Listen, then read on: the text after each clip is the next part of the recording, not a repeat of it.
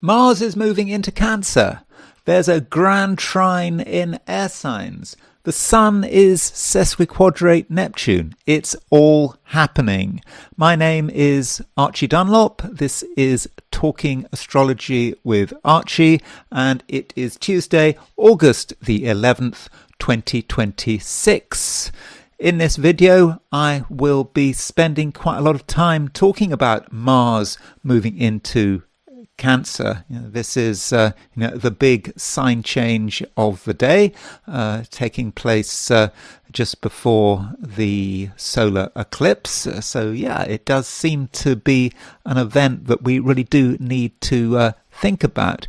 So I will be talking about Mars in Cancer. I'll be talking about the other things going on today astrologically. Then I will be going through the 12 signs, and I will finish this video with an I Ching reading. So let's start off with the broad astrological picture. So here is a chart set for today, Tuesday, August the 11th, in New York at noon. There's no particular reason why it has to be New York. It's just a matter of convenience. By the way, don't forget to like and subscribe if appropriate. And yes, I have launched the membership section of this channel, so that might be of some interest to you. Anyway, so let's look at what's going on. So the moon has now moved into Leo.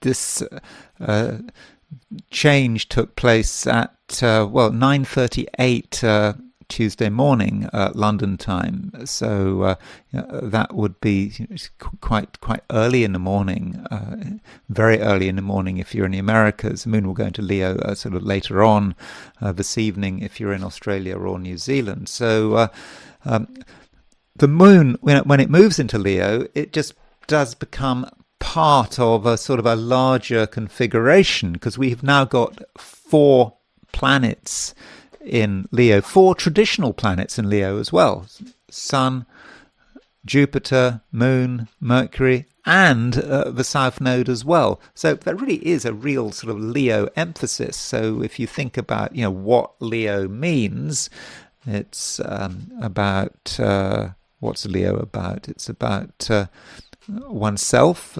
It's about who one is. It's about one's creativity. Leo is a fire sign. Leo can be somewhat arrogant.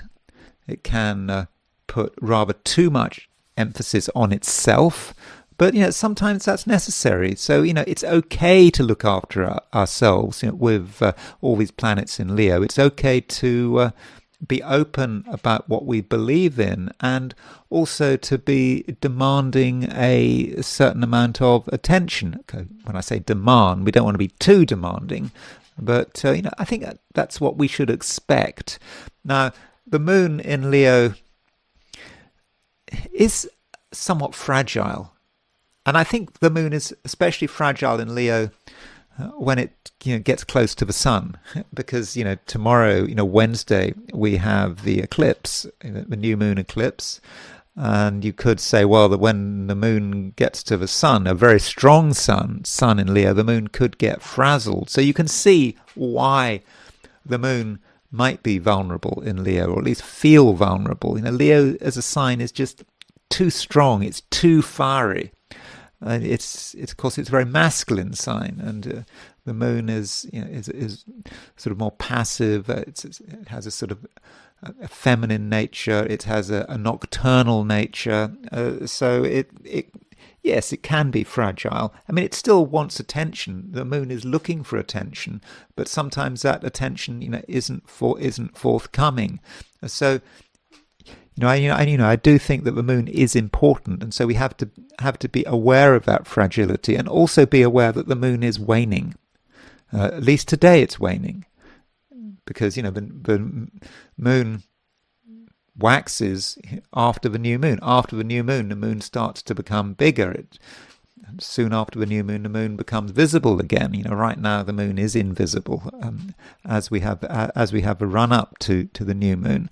But there are different ways of looking at the moon. Yeah, it might be fragile in Leo, but it is making a conjunction to Mercury. It's moving towards a conjunction to Jupiter, and so those two aspects, do strengthen the moon. Okay, the Moon-Jupiter conjunction, I don't think it's not exact today, I don't think. Okay, it will be exact late today if you're in the Americas. The moon moving towards a conjunction of Jupiter, I think that is a positive, and it might be that, over the course of the day, we are feeling more encouraged by what is going on, and maybe the new moon, when the moon is conjunct the sun, when it is supposedly frazzled, maybe Jupiter will provide a protective influence. But we shouldn't exaggerate. We should perhaps be aware that things could be, as I've said, a bit fragile, and we shouldn't try to move too quickly. And you could argue that now that the moon is waning, it's deeply waning, it's really not a time to be undertaking anything new. It's perhaps more a time for just wrapping things up. We've had the end of a lunar cycle, and let's just wait to see what happens. Later in the week after the new moon, when the moon has gone past the conjunction of the sun. But it's not just about all those Leo planets. We still have a grand trine in air signs, and so Venus is at 5 degrees Libra. It made a trine to Pluto yesterday, Monday. It's now applying to a trine of Uranus. It's all very close, and Venus is also opposition Neptune. So that grand trine just remains in place, and we're perhaps talking about the final stages of Barbo's basket or fan. So Barbo, if you haven't seen me comment on him before, Barbo is this French astrologer. He died quite recently, just a few years ago, and he was really into outer planet cycles, and people have been getting really excited about all these planets at 4 degrees. Jupiter was at 4 degrees, not so 4 degrees Leo, and Jupiter was opposition Pluto, and Jupiter was making a sextile to Uranus and a trine to Neptune. So it was all coming together, hence Barbo's basket. But that basket has broken up, but we're still seeing the last sort of vestiges of it, with this grand trine that, Venus is picking up on Uranus by trine, Neptune by opposition, Pluto by trine. So this might be the last opportunity to see it at work, unless you take the view that Barbo's basket is something that is more permanent. It's sort of laid down the foundations of something, but at least from a short-term perspective, this is perhaps a last chance of seeing it at work. And you could say that it might be quite positive. I mean, Venus is in Libra. Venus is in its own sign. It's an air sign, so it's not too intense like it would be if it was a watery grand trine. It's not too explosive as it would be if it was in as if it was in fire signs. In air, it's just perhaps about ideas, and perhaps about being sort of quite optimistic, and just being aware of possibilities. And Venus is in touch with Uranus and Pluto. These sort of cosmic forces. Uranus and Pluto, these discovered planets, very transpersonal and collective, and we can kind of pick up on it all, and we can sort of understand where it's all going, and we might have insights into the future and how we might be able to benefit from its future. So there could definitely be some excitement here. And additionally, from a midpoints perspective, Venus is, I think it's square the Mercury-Uranus midpoint. We also have the Sun is making a hard aspect of a Mercury-Uranus midpoint. So with Venus square the Mercury-Uranus midpoint at the same time as this grand trine in air signs, there is some excitement. And because Venus is square Mercury-Uranus midpoint, maybe we're talking about people we have an opportunity to meet. And maybe when people come together and they start to talk and they start to discuss things, ideas might develop. So I really do think that there is, a lot of positivity going on with this grand trine in air signs involving Venus, Uranus, and Pluto. And at the end of the day, we do have the Sun making a sesquiquadrate to Neptune. So there is the Sun, 19 degrees 1. Leo, and Neptune at 4 degrees 6, so it's making a sesquiquadrate. Now that Sun sesquiquadrate Neptune, I think it's all part of the total eclipse experience. But with Sun sesquiquadrate Neptune, I don't think it's a time when we should really be initiating things. I think this is very important. It might feel like it. We might feel that it's the right thing to do, but I think we would be somewhat distracted, and we wouldn't necessarily be able to see it through, at least in a constructive or profitable way. And also, it is the run up to the new moon, and the major initiative should possibly wait until after the new moon, as I've just said. And I think that the Sun sesquiquadrate Neptune, if we're going to use it, perhaps we should focus on the spiritual and just being part of something else, and not trying to make that Sun sesquiquadrate Neptune about material action. And if we were to act on the material plane with there being no planets in Earth signs, there are no planets in Earth signs. I need to say that. No standard planets in Taurus, Capricorn, or Virgo. So there is a lack of groundedness, and that Sun sesquiquadrate Neptune intensifies that lack of groundedness. It's okay for there to be a lack of groundedness, provided we don't try and do anything too practical.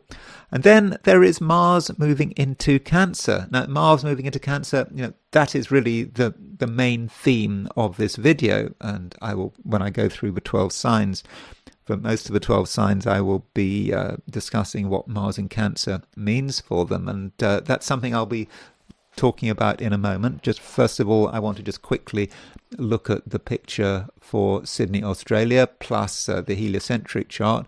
So if we set the chart for Sydney, Australia, rather than New York, the moon is not in Leo at midday in Sydney, Australia. So if you are in Australia or New Zealand, I know I've talked a lot about the moon moving into. I talk a lot about the moon moving into Leo in this video. But at noon, the moon is at 25:56 Cancer. So if you are in Australia or New Zealand, for most of the day, certainly until this evening, the moon will be in Cancer, and the moon doesn't really make any aspects in Cancer. So it could be that the day is slower in Australasia, than say in the Americas or Europe. Things are not really applying to anything, and it may not be until right at the end of the day that you see that things are really starting to move. And I talk about Mars moving into Cancer. In fact, Mars at noon in Sydney is at 29 degrees 49 Gemini. So Mars doesn't move into Cancer until about that's sometime this evening. So it's not really until this evening that things really start to happen if you are in Australasia or East Asia. And then there's the heliocentric view, putting the Sun at the center of the solar system, and Venus is still making a square to Neptune. Heliocentric Venus at 4 degrees Capricorn is less than 2 degrees from the square of Neptune. So we've got a Venus-Neptune opposition geocentrically, and we've got the square heliocentrically. So that might say something about one's experience of other people. Maybe some people are confusing, so that is certainly a possibility. And Venus is making a semi-sextile to Pluto. So we had Venus trine. So Venus is trine Pluto geocentrically, semi-sextile Pluto heliocentrically. In terms of relationships, there could be a few sort of complications and power struggles. And Venus actually is soon enough is going to make a square to Saturn. That's something coming up, quite soon. Additionally, we've got a Mercury-Mars conjunction. So Mercury has just gone into heliocentric Gemini, having just made the conjunction to Mars. So that might sort of emphasize the Mars energy. There is perhaps a lot to be said, and things can be said in a way that might actually be quite angry. Is that us as individuals being angry, or is that people in charge, people wanting to tell us what to do, and being verbal in the process? Anyway, that is the heliocentric view. And now I want to turn to Mars moving into Cancer. So here is the moment Mars moves into Cancer. I said it for Washington, D.C. Why not? The capital of the US. And so Eastern Standard Time, Mars moves into Cancer at 4:31 a.m. I add the seconds because I've got the seconds. I get that from Astro.com. They have all their ephemerides, and I think that's what Astro.com said, that that is the precise moment when Mars moves into Cancer. And Mars moving into Cancer, I think, is a big deal. I mean, it is a sign change for a start, and it's quite an important sign change. Mars has spent its time in Gemini for the last 6 weeks or so. And Mars in Gemini, I mean, it's an okay place for Mars to be. Mars, has perhaps enjoyed variety, like to do different things at once sometimes. Perhaps Mars in Gemini, there was a possibility of scattering its energy and just being a bit too verbal, and then one might be asking, well, what about the action? The action might just not have been there, just too many words perhaps. And then Mars changes sign. Mars moves into a cardinal sign. It moves out of an air sign into a water sign. And this says something about dignity, because the thing about Mars in Cancer is that it's fallen. Mars is exalted in Capricorn, so by definition it's fallen in the opposite sign, which is Cancer. So you could say that Mars loses strength by moving from Gemini to Cancer. That's one way of looking at it. On the other hand, Mars does move into its own triplicity. So Mars rules the water signs. And so if one wants to use a point system, the point system described by William Lilly in Christian Astrology, the book he wrote in the middle of the 17th century, Mars gets -5 for being in Cancer, for being in the, I got that wrong actually, -4. Mars gets -4 for being in the sign of its fall. And it gets +3 for being in the sign of its triplicity. So in fact, that's just a net -1. I think there is one of the signs, by the way, where I say that it's -5 rather than -4. So I did make a mistake in one of those signs. I said it had, when I was going through one of the signs. I can't remember which one, but in one of the signs I do say that it has a net score of -2, but it's only -1, because being in its own triplicity does really balance that out. So it's not such a disaster, Mars moving into Cancer. It does weaken somewhat, and so that is a change, and I think perhaps the problem, with Mars in Cancer is that it's a bit too emotional for Mars. It's Mars. Mars can be an emotional planet, but you think about Cancer. What is Cancer about? Cancer can be about holding firm to things. It's looking after our own territory. It can be quite clingy, and it can hold on to memories, and it can hoard, and Cancer can think very much about the past, and this is not really how Mars wants to work. And so it just might not work too well. It might just be a bit too brooding, and so that might say something about the general atmosphere, just too defensive. Ideally Mars should be moving into new territory, doing exciting stuff. But when Mars is defending its own ground and responding to any threat, any conceivable threat, not just a physical threat, but emotional threat, doesn't want to be challenged. So that might be something that, we might experience, not necessarily in ourselves, but in terms of other people and what's going on around us. And Mars does stay in Cancer until the end of September, till the 27th and 28th of the month. So that is certainly something that we need to look out for and be aware of. But there's another thing about Mars in Cancer, and that is the fact that it is the cardinal point. It is a solstice point. And so when the Mars is exactly on the solstice point, or just before or just after, it doesn't matter whether it's the last degree of Gemini or the first degree of Cancer, it's really strong.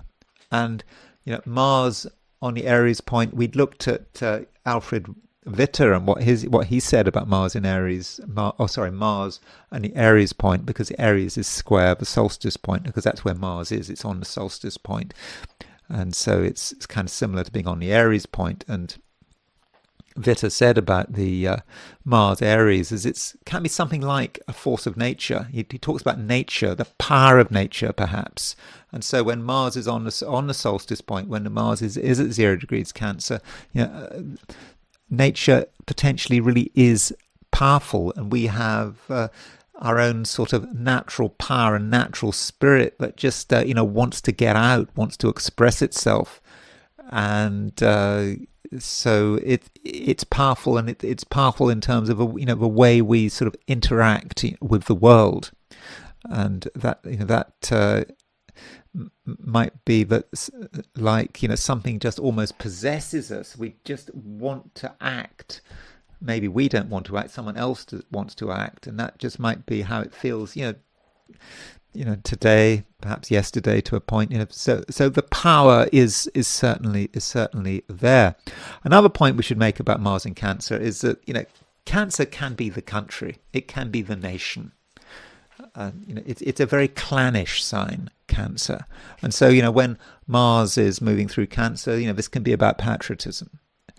And you think of I don't know, Wilfred Owen, what's it, dulce et decorum est pro patria mori, how sweet and honourable it is to die for one's country. There is that Mars in Cancer feel there, that poem of Wilfred Owen. Of course, he got that, was it from Horace, some Roman source, and I think there may even be some military academy or something in the US which has this phrase, I think from Horace, dulce et decorum est pro patria mori, because Wilfred Owen in his First World War poem was being very very angry about it, almost regarding it as a lie. But so when you think about Mars in Cancer, patriotism and all the horrors that can come with patriotism. What are you prepared to do for your country? What are you prepared to do for your group? And so people can become clannish in a way that really can be really quite destructive.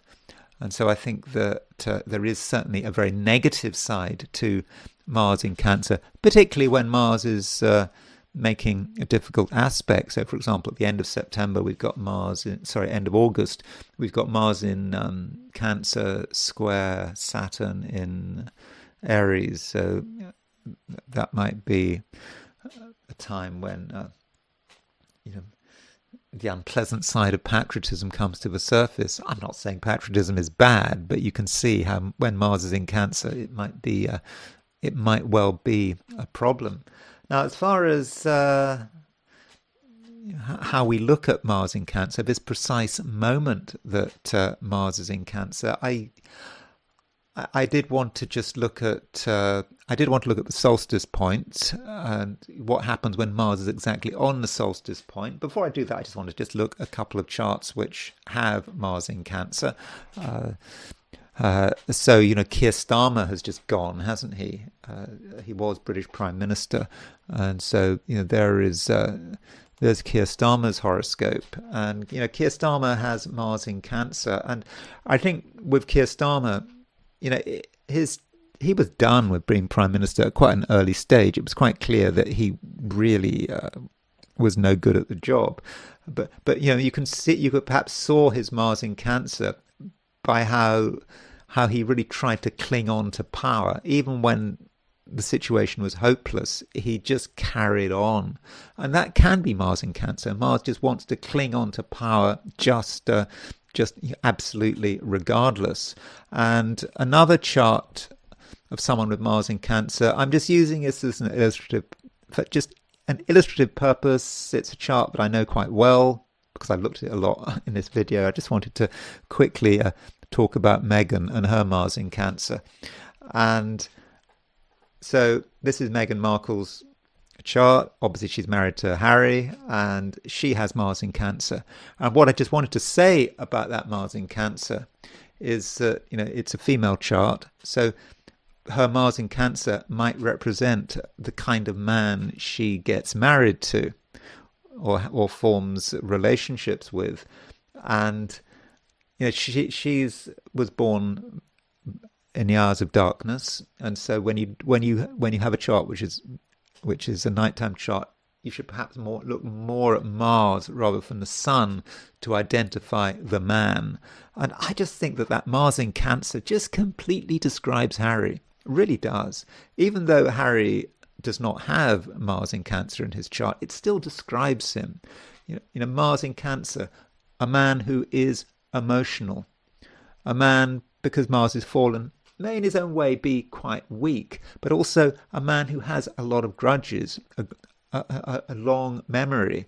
For example, the catastrophe of his court battle with the Daily Mail. He just kind of remembers, he blames the press for his death of his mother and everything else. And so Mars in Cancer just holds on, and it can be brooding. And I think that really does describe him. Also, Mars is the military man. And of course, Harry was in the army. He served in, was it the army? Yeah. Was it I think it was the army. He served in Afghanistan. So I think that's just a good description of how Mars might be working in Meghan's horoscope. I mean, I'm not going to talk about Mars in terms of it being something in her chart as a non-projected energy. I just wanted to say that you could potentially identify Harry in Meghan's chart via that Mars in Cancer. And as far as countries are concerned, there are two countries that were born very close to one another, India and Pakistan. So here is the horoscope of Pakistan. Born on August the 14th, 1947 at 11:59 p.m. This is the time when it got its independence from Britain. And you can see that Mars is at 0 degrees 35 Cancer. India got its independence the next day, August the 15th. In fact, just pretty much at the same time, but technically the next day at freedom at midnight, and there is Mars at 0 degrees 35 Cancer. So both Pakistan and India have their Mars at 0 degrees 35 Cancer. And okay, that might say something about those two countries. you know, both countries, I would have said, I've never been to Pakistan, but I think that both countries have considerable national pride. Both countries, in their own way, are quite defensive of you know, their own values, and yeah, there is a lot of nationalism in both countries, and obviously these countries having their Mars, you know, from synastry perspective, if you've got Mars conjunct Mars, if you've got two people, one person's Mars is conjunct the other person's Mars, this can represent a clash. And so if you've got these two time twins, which India and Pakistan really are, that means that they've both got their Mars in the same place. So it's not surprising, is it, that India and Pakistan are you know, at each other's throats. I mean, it doesn't always happen like this. If you look at Slovakia and the Czech Republic, you know, they had their formal split from one another on January the 1st, 1993. So they've got pretty much identical charts. So Slovakia and the Czech Republic are time twins, but you know, they're not at war with one another. And I believe their relationships since 1993 have been pretty good. But it's a different situation. It was a sort of a very peaceful separation, but certainly in the case of India and Pakistan, maybe because Mars is at 0 degrees Cancer, they both got Mars at 0 degrees Cancer, you know, both on with Mars at the on the solstice point. That really does suggest that they've got a complaint. They're you know are often sort of at war with each other. In fact, they're always at war with each other. You don't notice it, but the other Indian and Pakistani troops are always fighting it out on the glacier. What is it, the Szechuan glacier? They're always fighting, and even though it's not reported in the press, certainly in the West. But when I remember when I was in India long ago, in the early 80s, you read the newspaper, there's always a report about the latest conflict in the Szechuan glacier. And I think it just carries on today. Some things don't change with their two Marses together. Now, it might be the case that Mars is now moving into Cancer right now. So both countries are having a transit to their Mars that this does stir things up. Maybe one can look back at previous times when Mars was in Cancer to see what India-Pakistan relations were like. But anyway, it might be that, you know, over the next couple of days we need to see what's going on in India and Pakistan. But, you know, even if nothing is going on, I think we can see how that Mars synastry is working with those two countries. Now, I was wondering what would happen if you set a chart for the exact moment that Mars moves into Cancer. Does it tell you something about what's going to happen in the world? So, you know, as I often do, I like to, do some sort of historical examples. So, for example, here is the moment that Mars went into Cancer on September the 15th, 1913. And I've set this chart for Sarajevo. And so it may be that Mars in Cancer is a particular power point. But when Mars moves into Cancer, something just comes in. And maybe Mars in Cancer is particularly important because it's a solstice point. Maybe for Mars, I don't know. Because you could say, well, what about Mars moving into Libra or Aries or whatever? But anyway, I did just set up the chart for Mars moving into Cancer in September the 15th, 1913. And, you know, when Mars moved into Cancer in 1913, remember that the Archduke was assassinated the next year. Was it the next summer? The summer of 1914. Archduke Ferdinand was assassinated, and that, of course, launched the First World War. The First World War, and so you can see Mars was exactly conjunct Pluto, and it was conjunct the IC. If we set this for Sarajevo, which was where the Grand Duke was assassinated, so you know, perhaps we can set up charts for the moment Mars moves into Cancer, maybe is telling us something, not just about the next few months, but maybe the next year and more. And likewise with Mars moving into Cancer in 1938. So this is when Mars moved into Cancer on June the 7th, 1938. And I've set this for Prague, so the capital of the then capital of Czechoslovakia. And so later in the year, the Germans occupied, the Sudetenland, and I think it was the beginning of October. And so if you look at this chart, you set it for Prague, you have Uranus exactly fairly close to the ascendant. I think the Uranus was even closer to the ascendant if you set the chart for Berlin. So Uranus on the ascendant and making a 45 degree aspect to Mars. So, sorry, hold on, where's Mars gone? Yeah. So Mars and Uranus were sesquiquadrate on June the 7th, 1938. And so that gives that Mars extra power. And the fact that Uranus was close to the ascendant in Prague suggests that this could perhaps be serious, certainly for the region. And in this case, it foreshadowed the destruction of Czechoslovakia. And we can also set this chart for Berlin. So if we set the chart for Berlin, just before the Munich Agreement, just before a few months before the occupation of the Sudetenland, Uranus, you can see, is exactly on the ascendant, and it's exactly making or very close to the 45 degree aspect with Mars. So that's further evidence that one can look at these charts. And then 9/11. So if we look at 9/11, here is Mars moving into Cancer on. Actually, this is Mars moving into Capricorn. It's moving across the Solstice Point, but this time it's the other Solstice Point, not 0 degrees Cancer, but 0 degrees Capricorn. And so if you set this chart for New York 3 days before 9/11, Saturn is right on the descendant. So that suggests an attack from somewhere.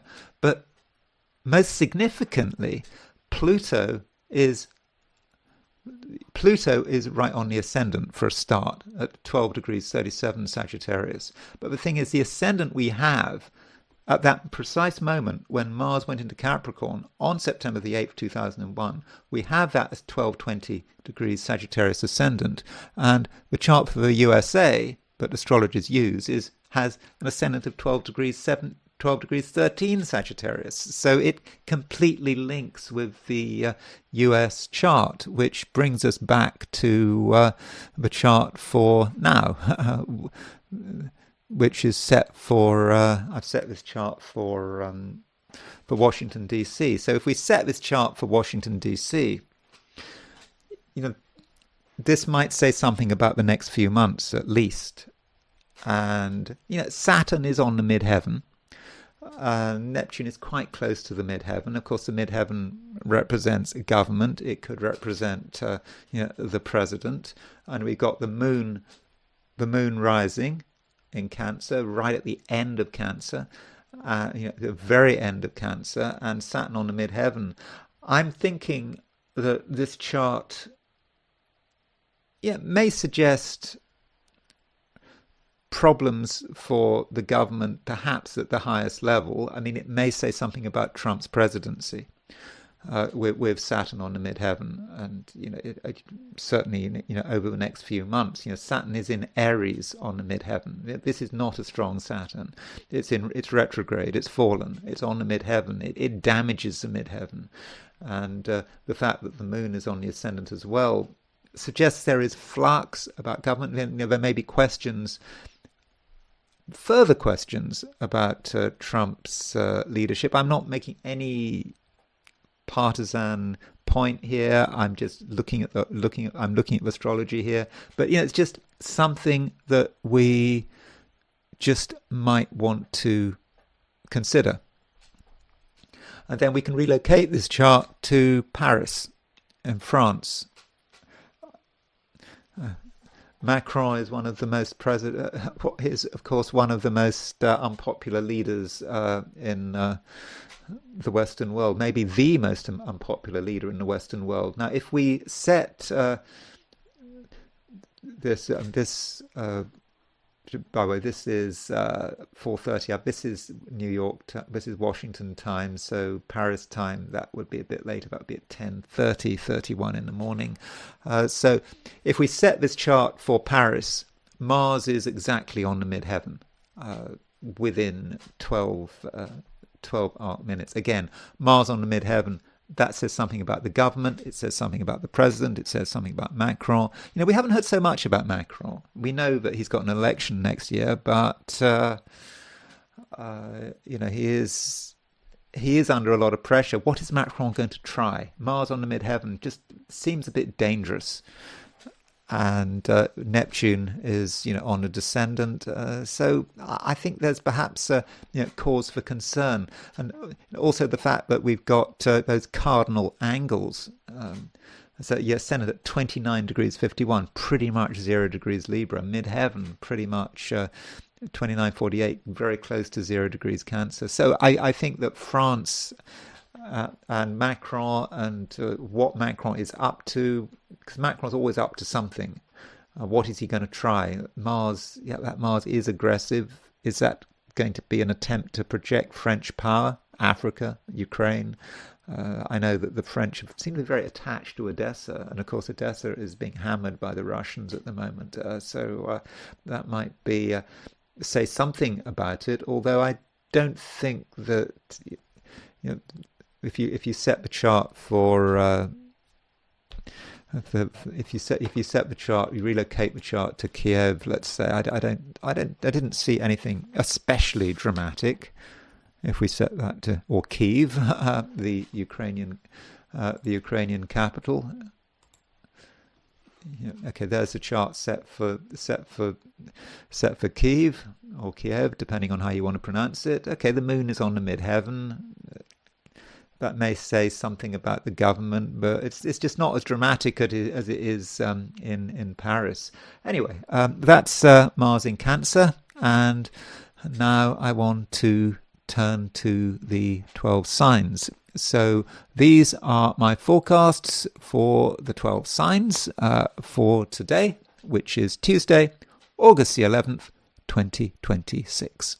Aries, it's finally happened. Mars has moved out of Gemini and is now in Cancer. And I do think that this is a big change, a real change of emphasis for you. So, Mars is, of course, your ruler. And so, while it was moving through Gemini, which is an air sign, that might have said something about how you presented yourself, what your mode of operation was. And so Mars in Gemini, it could have been a time when you were perhaps more verbal than usual. Perhaps the focus was on ideas rather than action. But I think it was interesting. And, Gemini was or is a double-bodied sign. So when you think about Gemini, you think about sort of two modes of action and sometimes being rather indecisive. Should you go this way or that way? Or should you keep your options open? But now that Mars has moved into a cardinal sign, well, that does change everything. Aries is a cardinal sign. So, regardless of whether it's Aries or Cancer or Libra or Capricorn, when Mars moves into a cardinal sign, it is the beginning of something. It is the first action. And so with Mars moving into Cancer and Mars actually being on the solstice point, it's not just the whole of Cancer that is the big deal. It's that beginning of Cancer that really is quite powerful. And so it might be that you really feel that now is the time to take some kind of action. And this action, isn't necessarily anything super dynamic that everyone notices. It needn't be like that at all. In fact, Mars moving into Cancer might be action that on the surface other people don't see. It's something that you just know that you have to do. And, Cancer is a sign which is, security orientated, particularly in the Aries chart. And so with Mars moving through Cancer or moving into Cancer, you just feel that you need to make sure that, everything is tied down, that really everything is settled. And, perhaps the variety that Gemini represented is no longer entirely appropriate, and you have to look at things, in a different way. But I do think, Aries, that you do know how to, look after yourself, and so if you want to protect yourself, need to protect yourself, thinking about what could go wrong in the future. I'm not saying anything will go wrong, but you might be thinking like this. I mean, I know that that's not a typical Aries approach. Aries likes to just jump in, not worry too much about the consequences or the risks. But with Mars in Cancer, it is a bit different. Now, Mars, as it moves through Cancer, or as it starts to move into Cancer, it does make a trine to the North Node. The node, it makes a trine to the North Node, and it makes a sextile to the South Node. And so it just could be that, just as you make your change, just as you move from one mode of operation to another, you just get a glimpse about what exactly you should be doing. You kind of know that what you're doing is right, and that having understood what is required of you, you're able to really sort of move forward in whatever way you feel is fit. So I think it is a change which, in terms of overall luck, I mean, I know that luck is something very simplistic, but I suppose it's astrology. Maybe we can think in terms of luck. Mars in Gemini, I mean, it's okay. Nothing wrong with Mars being in Gemini, but it's not necessarily the most powerful sign for Mars to be in. Then Mars moves into Cancer, and Mars in Cancer is a bit of a mixed blessing. On one hand, if you want the bad news first, Mars is fallen in Cancer, and I did discuss what it means for Mars to be fallen at the beginning of this video. But when Mars is fallen, sometimes the way it operates, it doesn't really work necessarily too well in Cancer, simply because it can be just a little bit too emotional, and it can just hold on to things perhaps for too long. On the other hand, Mars does rule the water signs, and so in terms of element or triplicity, Mars actually has a certain strength in Cancer. So yeah, you could say Mars loses 5 points. If you want to take a point system, I like to use William Lilly's point system. You could say it loses 5 points for being in Cancer, but then on the other hand, it gains 3 points for being in a water sign. So you could say that's a net loss of 2. So all things being equal, Mars slightly weakens when it moves into Cancer, but I wouldn't take it too seriously. I mean, yeah, bear that in mind. Okay, you bear it in mind, and I think that there is a possibility, while Mars is moving through Cancer, and through until the end of September when it moves into Leo, that between now and the end of September, there could be times when you just are just a little bit too emotional. So do bear that in mind. And as far as today is concerned, and the next couple of days, I mean, I think that you're certainly able to take action. I think you're able to be decisive, and you might feel that the moment for action has has arrived or is very close to arriving. And of course, tomorrow we've got the new moon eclipse. So that might be something that you are thinking about. Should you take action like now? Something really serious, major action? Well, ideally you should wait till the new lunar cycle, and we are really, at the very end of the lunar cycle, with the sun, with the moon and the sun, in the same sign. And of course, tomorrow the moon makes a conjunction to the sun, which is the new moon. It's a new moon eclipse. So that's something to think about. So don't feel that you necessarily have to do everything right now. Just because you see a possibility for action doesn't mean you have to act right away.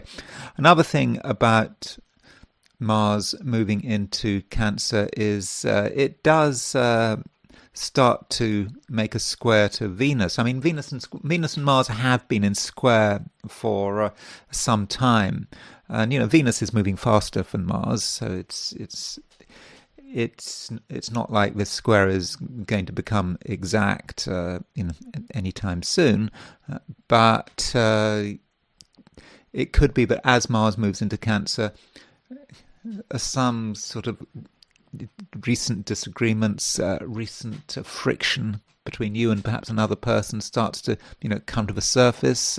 But I think it's quite mild. I don't think it's anything too serious, because Venus is moving away from Mars. Venus is still going faster. I mean, Venus is slowing down, and Venus can represent another person, and that just might be that there is just some passing sort of incompatibility, but I wouldn't worry about it too much. But Venus square Mars, kind of, if one wants to take it literally, kind of gives the impression of you maybe trying to get close to another person, or even trying to have an argument with another person, but that person is kind of moving further and further away, and maybe that is a good thing. Taurus, the moon is now in Leo. In other words, the moon is preparing for the eclipse, because tomorrow the sun and the moon are making a conjunction. Well, they're making a conjunction now. I mean, it's pretty close. And so with this emphasis in Leo, and we've got a lot of planets in Leo right now, Mercury, Moon, Jupiter, Sun, it's all happening in that sign. So with that emphasis, Taurus, I think that part of you is going to want to look after yourself. You may feel that it is a time where you want to keep perhaps a lower profile than usual. And this has been building up. And if you look at the overall chart, you can see all those Leo planets at the bottom of the chart, really wanting to look after yourself, looking after your own interests, and things like your home and your family could be pretty important. And I think, Taurus, you're not going to necessarily feel that you have to be out there in the world. You always have to be making things happen. That's not necessarily the case. I think that you can do things very well right where you are. I don't think you have to do anything dramatic. You don't have to demand attention, and if you're happy where you are, then perhaps you should stay where you are.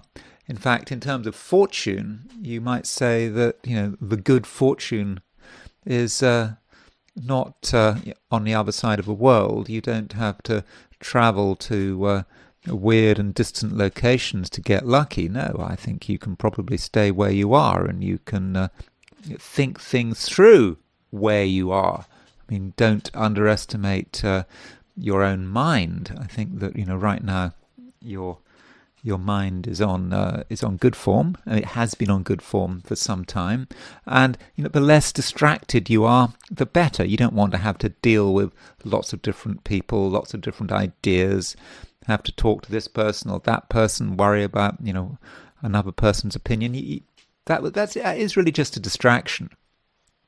And so, if you can focus on what is important to you, Taurus, I think that is definitely the way forward. And if you have an idea, it's your idea, and you can think about ways to put it into action. And there is a question about where does this idea come from.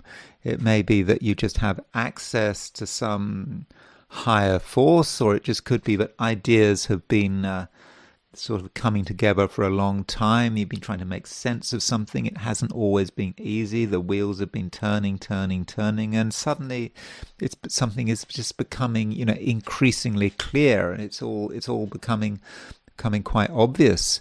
So I think if you handle things right, if you don't sort of push yourself too far, then I think that things are really looking pretty good. Now we do have Mars changing sign, and I think that Mars is all planets are important, but Mars it's kind of an intermediate planet. It's not an outer planet. It's not like Jupiter, Saturn, Uranus, Neptune, Pluto. So it doesn't stay too long in one sign usually, unless you've got that sort of retrograde motion when it can stay in a sign for a long time. But Mars is chugging along. It moves into Cancer today. It stays in Cancer till the end of September, and Mars changing sign. It could be in general about how you communicate on a day-to-day level, and it's Mars, and so over the next 6 weeks or so, you may have a lot to say for yourself, and I think in a verbal sense you're going to be quite good at at expressing yourself. So that looks good, but you don't want to keep things to yourself. I mean, I think that really is important. So if something is bothering you, don't just let it build up. Don't brood too much. Be ready to express yourself through whatever means are available to you. And I think if you get your anger out as it starts to develop, rather than after you wait until you become a simmering volcano. You don't want that to happen. So I think there is something constructive about Mars moving into Cancer.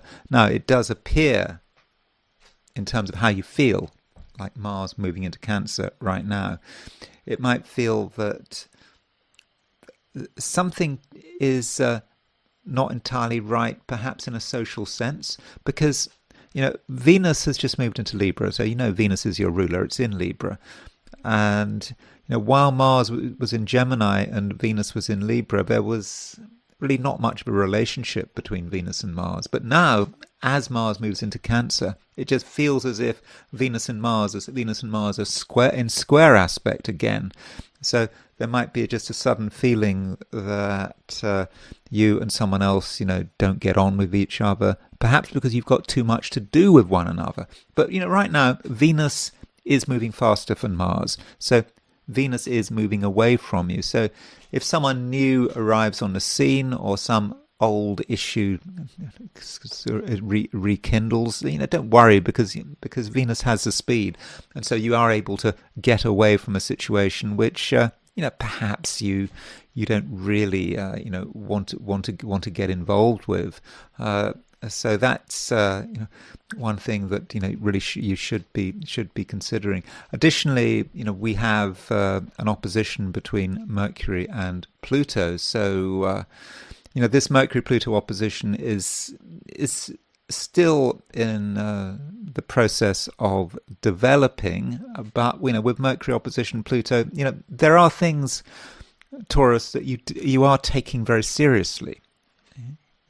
And I think Mercury moving into Leo recently has intensified this.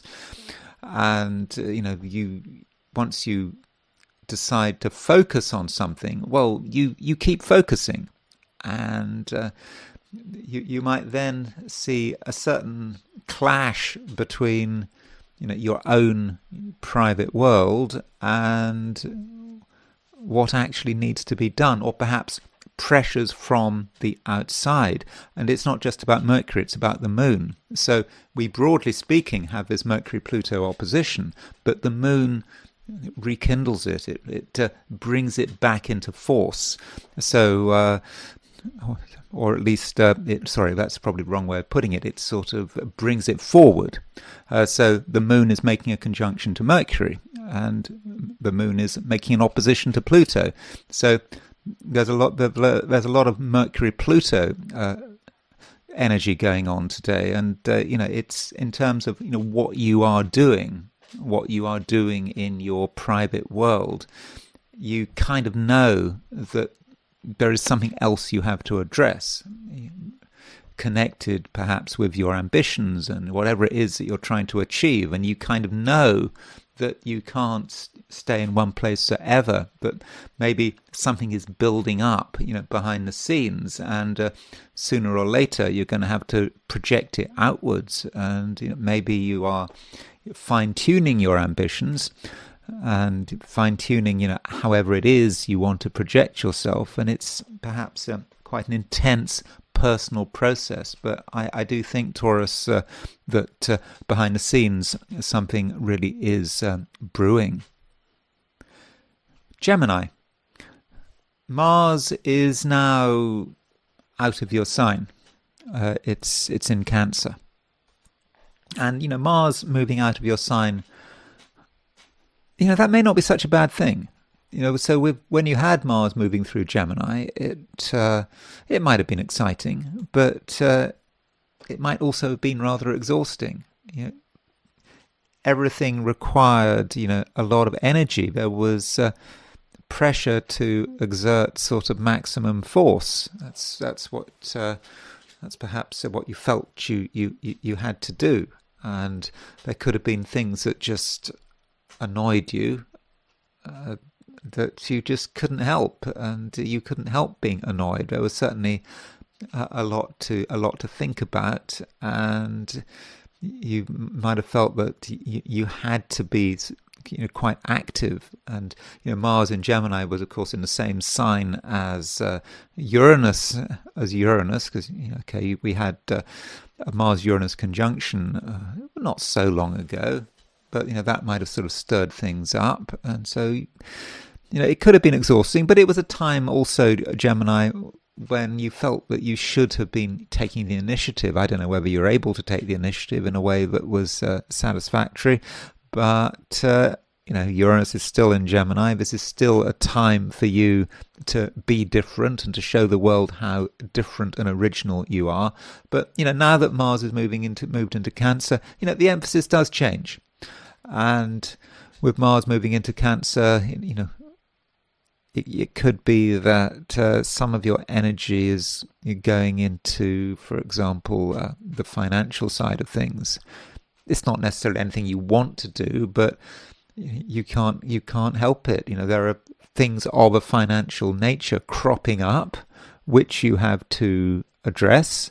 And there might be financial disagreements. For example, you might feel that you shouldn't have to pay for something, and there is a demand that you pay for it. So it could, for example, be a battle with an organization or a company or an insurance company or whatever, or a bank, that you feel some money is owed to you, that maybe you're being ripped off or you're being denied a benefit, a financial benefit, and you have to fight for that. So that might be a theme over the next 6 weeks, because Mars does move through Cancer for the next 6 weeks or so, until the end of September. So it's possibly not entirely what you wanted to hear, but if you are involved in sort of financial battles, you've obviously got to keep your cool. That's perhaps one of the problems with Mars in Cancer. It can be a bit brooding and can just hang on to things, and you want to pursue things to the bitter end, especially in a financial sense. And okay, there is an advantage in that, but if you make things too emotional, then that's not necessarily going to work, and it might not actually work in your financial best interests. But Gemini, there just could be sort of a burst of financial activity. I'm not saying it's necessarily going to last right through until the end of September, but perhaps you should be prepared for it and be ready to take action, if necessary.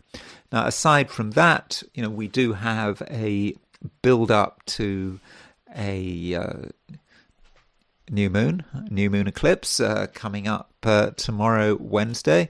The moon is already in Leo. Of course, the sun is in Leo, so it's a waning moon, and with all those planets in Leo, you may just feel that there is something to say, something you really need to communicate, and you want to be taken seriously as you communicate. And you can communicate in many different ways. It may be through the spoken word, it could be the written word, or you may feel that you just have to go somewhere, that you need to I don't know, pay someone, some place a visit. So there could be quite a lot of short distance traveling, and that might be a part of the whole new moon experience. And this is something I'll be talking about tomorrow as well, because tomorrow does see the new moon eclipse, and yes, that is an important event for all of us. And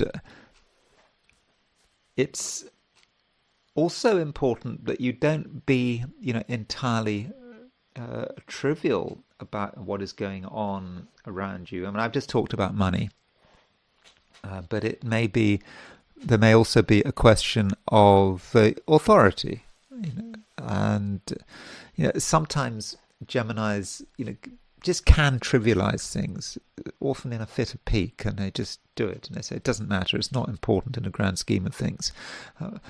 But Gemini, it's important right now that you do take yourself seriously, as we're often told, if we take life in a way that is sort of flippant, sometimes Geminis can do, then the universe can come down on us like a ton of bricks. So we have to be serious where it is necessary to be serious, and also to consider the possibility that we might have a genuine authority, that there are things that we really do know well,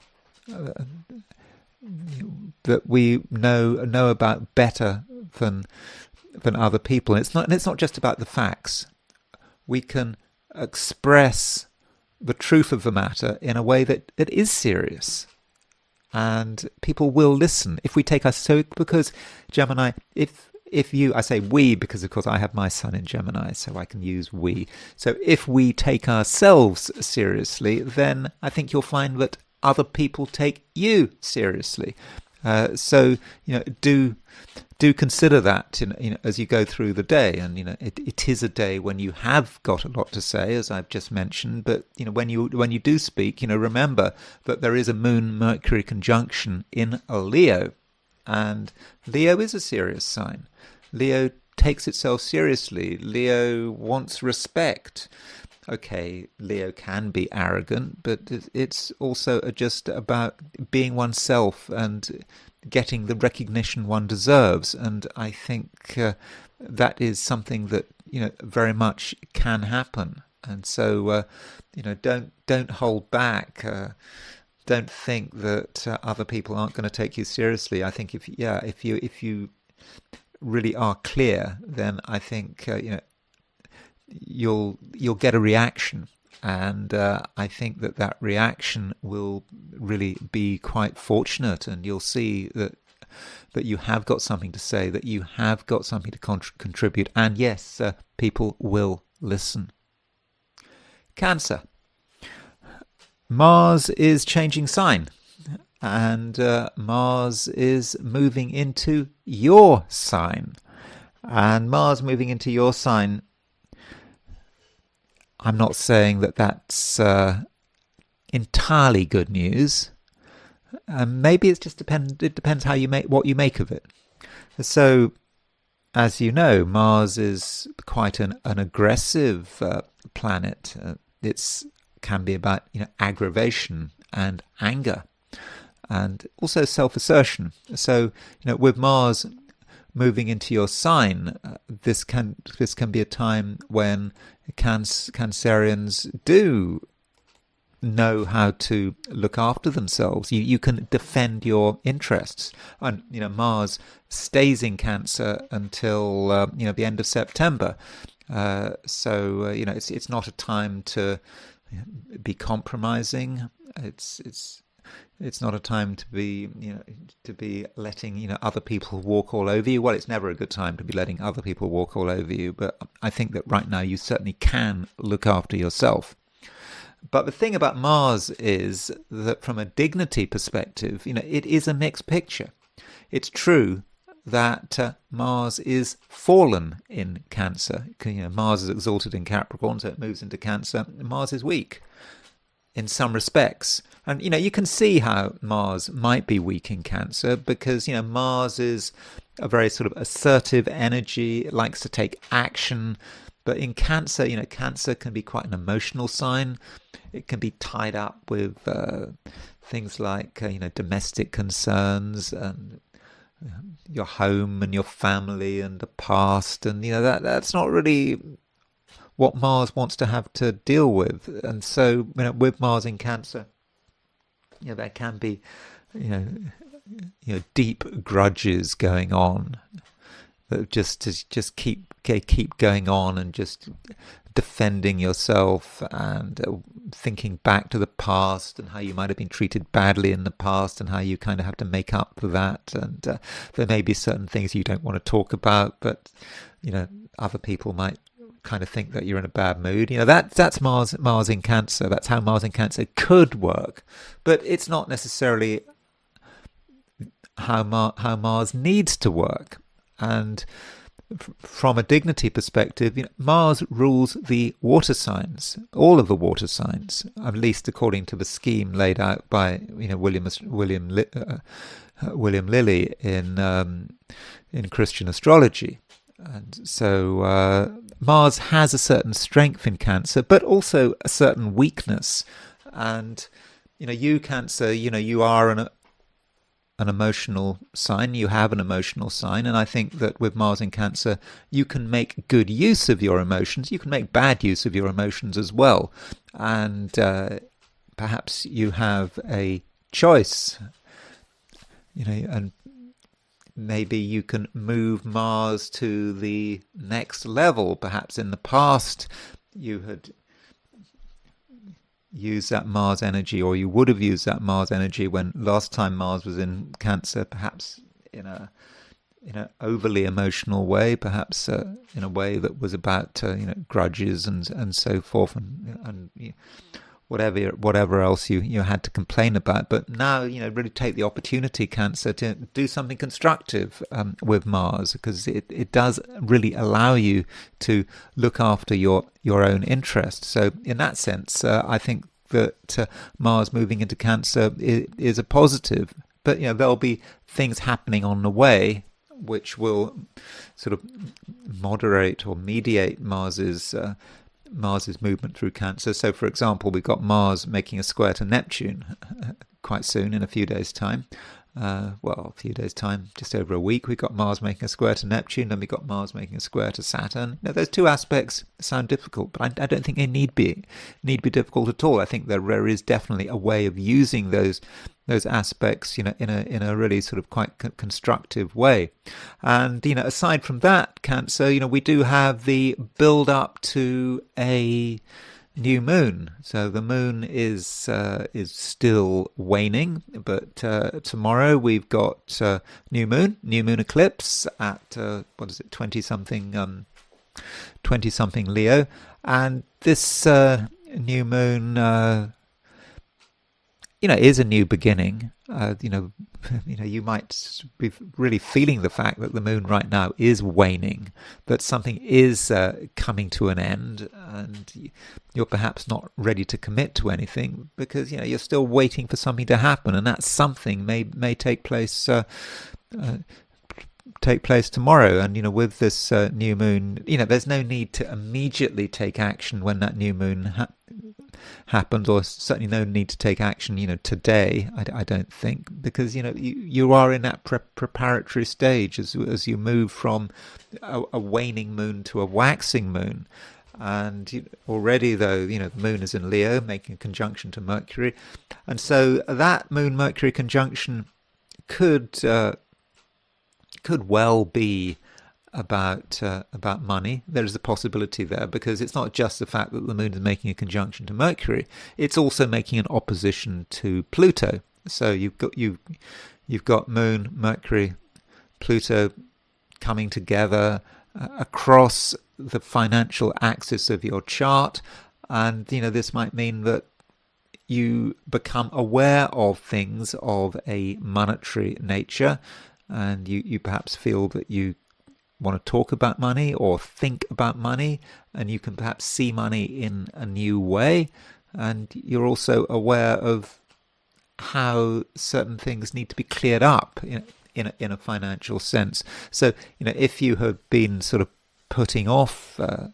financial activity, or really confronting some financial issue, maybe you can't put it off for much longer, and maybe this is what the eclipse is all about. So in a way, the eclipse has kind of started, and when I talk about your sign, tomorrow, Wednesday, I will certainly be returning to the theme of money. I mean, even though it's in a way quite a boring subject, and it just feels boring. It feels rather repetitive, but at the same time, I do think it is an issue. And some things in life are repetitive. You get a theme that just continues, and of course, the very nature of these daily horoscopes is I'm trying to find something different to say every day, but I can't just find something different to say, just for the sake of it. Certain things day to day, just you do get repeated themes, and I do think that the financial side of things will be something of a repeated theme. Now, on a sort of more positive note, the moon in Leo is making a sextile to Venus, and it's also making a sextile to Uranus, and so that aspect, those two aspects, I think that they could be quite exciting. And I've talked about money, but it may be that there is some good news about money. There's a way for you to express yourself in such a fashion that you are taken seriously, and that you show yourself to be worthy of being given a break, perhaps, or you see an opportunity, and that opportunity might be of a financial nature. And additionally, moon sextile Venus, that is a good aspect in terms of relationships, and it may be that you have an opportunity to bring a relationship down to earth, or perhaps you can resolve something. Perhaps you can resolve something of a financial nature, but money, whether money or not is important or not, perhaps that's not the real issue. I think that you have a chance to get on with someone, and perhaps we're talking about an existing relationship that can perhaps be strengthened with that sextile between Moon and Venus, and at the same time be able to bring something new in, because the Moon is also making a sextile to Uranus. In fact, Venus is starting to move towards a trine to Uranus. So perhaps an existing relationship will develop a new and rather interesting dimension. Leo, we have a build-up to a new moon eclipse. So tomorrow we've got the new moon eclipse, and so that is certainly a big deal. A lot of astrologers have been getting very excited about it. Of course, when astrologers get very, very excited about a particular aspect, the aspect just often doesn't happen. It's all a damp squib, and one wonders, what was that all about? So just because it's got a big name, total eclipse in Leo, doesn't necessarily mean that it's going to be as dramatic as the headlines suggest. But I do think it's probably going to be important, and it's starting. I say it's starting because the moon is now moving into your sign. The moon moves into your sign at 9:38 this morning London time, which is very early in the morning from an American perspective. If you're in Australia or New Zealand, okay, the moon won't move into Leo until this evening, but it's getting there. And so with the moon moving into Leo, there is a feeling that the new moon has started. I mean, the new moon is when the sun and the moon are conjunct, and right now the sun and the moon are in the same sign, and so this is, I think, a significant time for you where the spotlight is on you. I mean, you just look at how many planets are in Leo. Now that the moon is in Leo, we've got four traditional planets in Leo. I mean, this is a big build-up in Leo, and the emphasis really might seem to be on you, and what you can do and how you can present yourself. I think, Leo, that you can present yourself extremely well, even though the moon is waning, even though the new moon isn't there yet. And having a conjunction between the moon and Mercury in Leo, that's a great aspect. We've got the two communication planets coming together. Does mean that I think, Leo, you can talk about pretty much anything. I think that your ability to express your point of view is going to be good, and if you're discussing something that you are not entirely familiar with, I still think you're going to be able to get away with it. So don't feel that you have to be an absolute expert in order to say anything. I think that your choice of words will be great, and you don't have to use too many words. The mere fact that you're expressing yourself just means that you get attention. So don't be afraid, and don't be too modest. With 4 planets in Leo, it's definitely not a time to be modest. It's not a time to be arrogant either. I mean, with all those planets in Leo, okay, there might be a certain temptation to be arrogant, but I think that the concept of Leos being arrogant, I think that's just a rather unfair stereotype.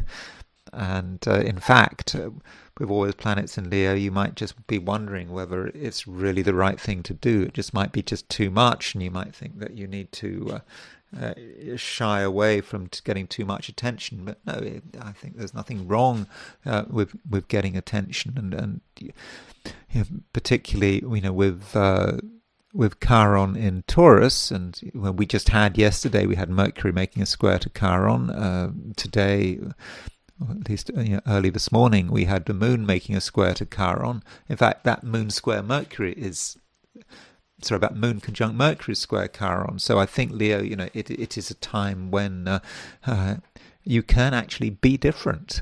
That's part of what Chiron is all about. If you've got something to say, if you've got something to contribute, then feel free, and don't worry about being too disruptive. Sometimes you have to be disruptive, particularly now. I mean, I think you know what you're talking about, and you can see things through.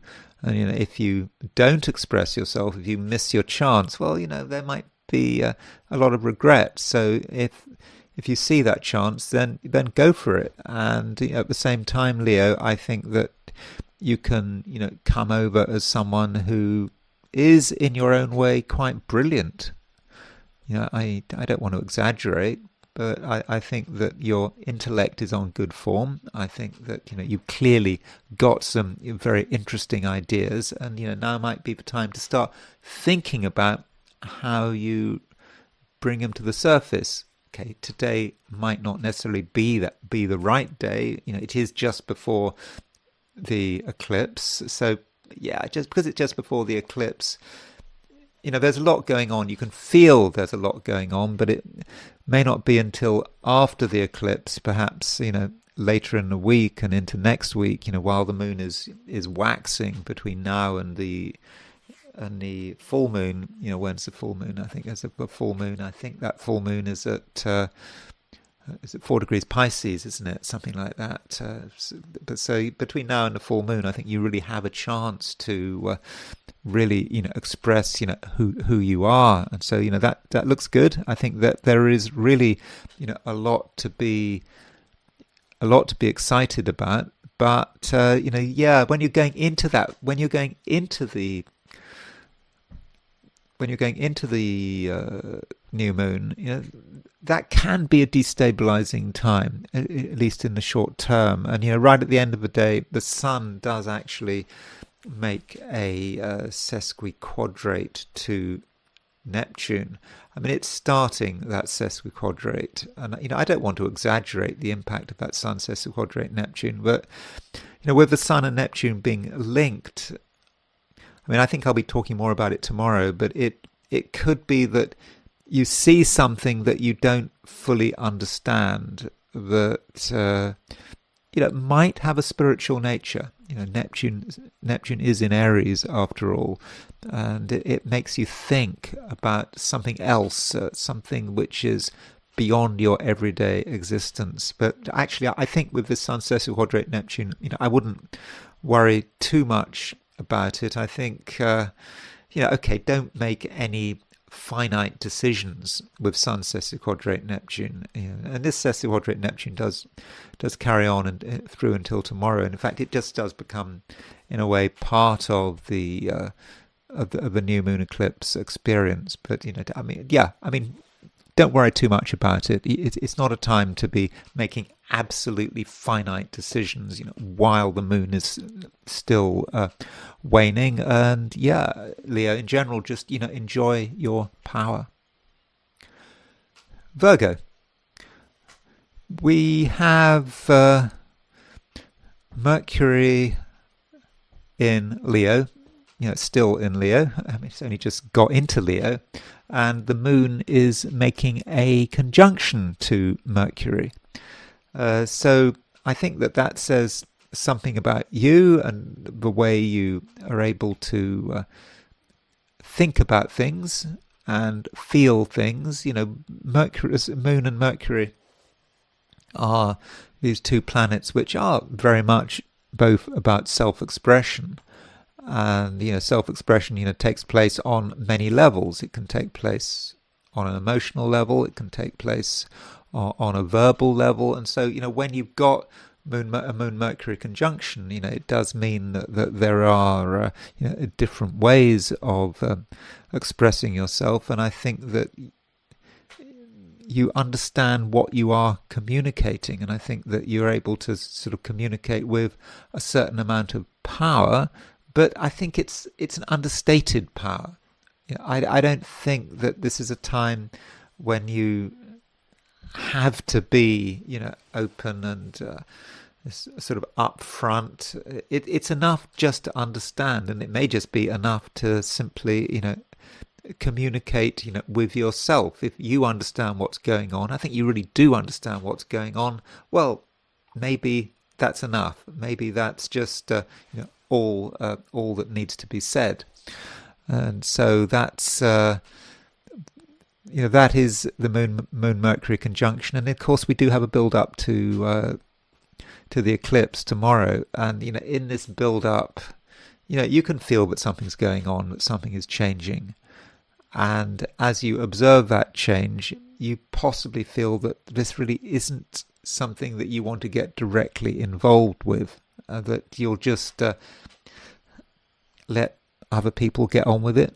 You'll just perhaps watch things from a distance. That just might be your inclination, and that approach, might be best. Maybe you just take the view that you've done your bit.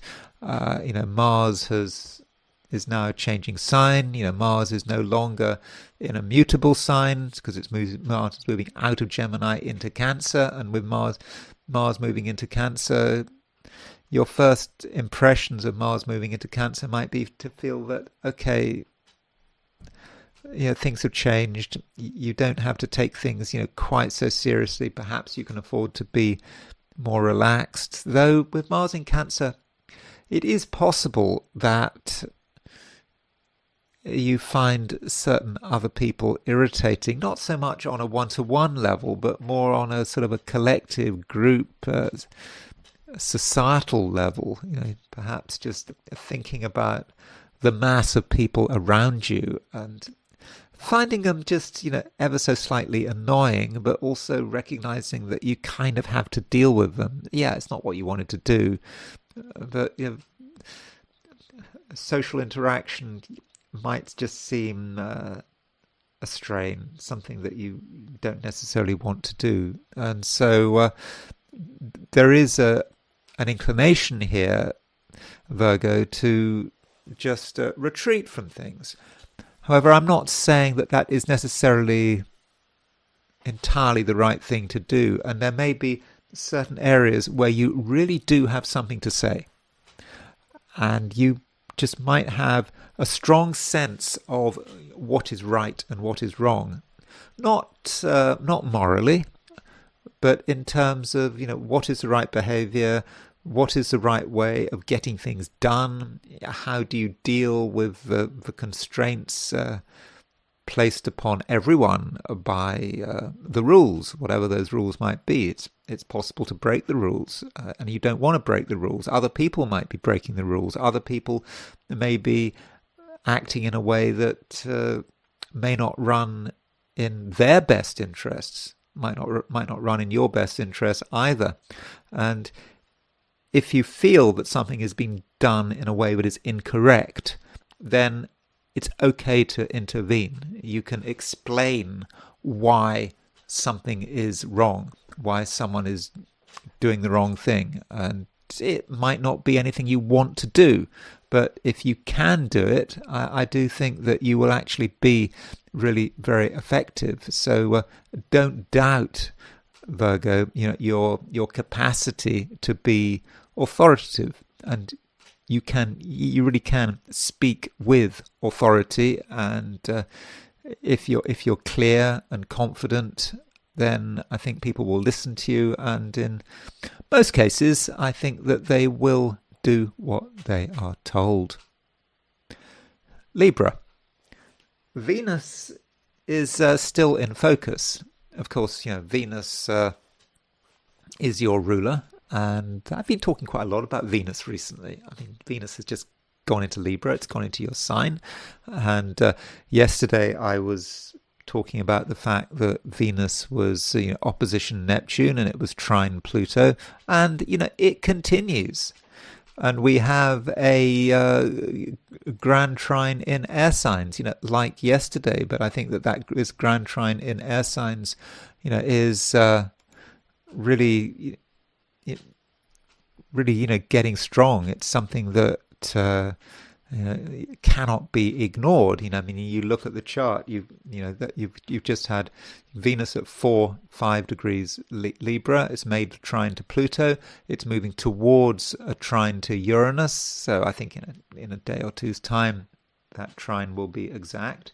So this grand trine in air is coming together, and it just does give you opportunities. And it's quite exciting, and it allows you to get in touch with some fairly sort of high-level energies. Uranus and Pluto, these two outer planets, these discovered planets connected, with the collective unconscious, and there is a certain buzz to Uranus and Pluto. I've already talked about the excitement of this grand trine, that it is really sort of something that is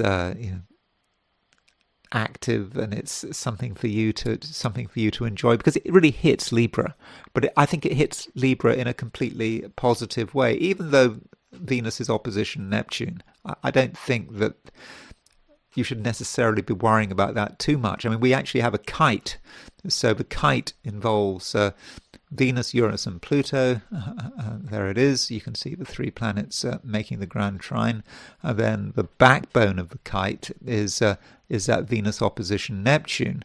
And so it could be Libra, but yeah, there is the confusion and uncertainty of Venus opposition Neptune. But if we look at it in the most positive way, we could say that uncertainty is just all about you starting to become aware of something else, something different, messages from the cosmos, and you having the capacity, to do things differently. You can take whatever you're picking up from the cosmos, and you can actually turn it into perhaps a real vision.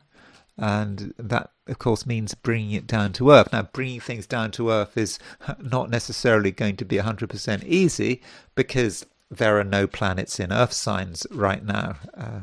That will change soon enough, but right now, nothing in Virgo, nothing in Taurus except Chiron, nothing in Capricorn except for true black moon Lilith. Okay, I'm sure there are there will be some random asteroids in earth signs, but let's not get too hung up on asteroids. Asteroids can just muddy the water, and often not much else. And so take advantage of it all, and you're starting to feel the fact that a change is in the offing, and you can become very much part of this change, and you're not just a passenger. You can be the one in control. Now, we do have something else going on, and that is Mars moving into Cancer.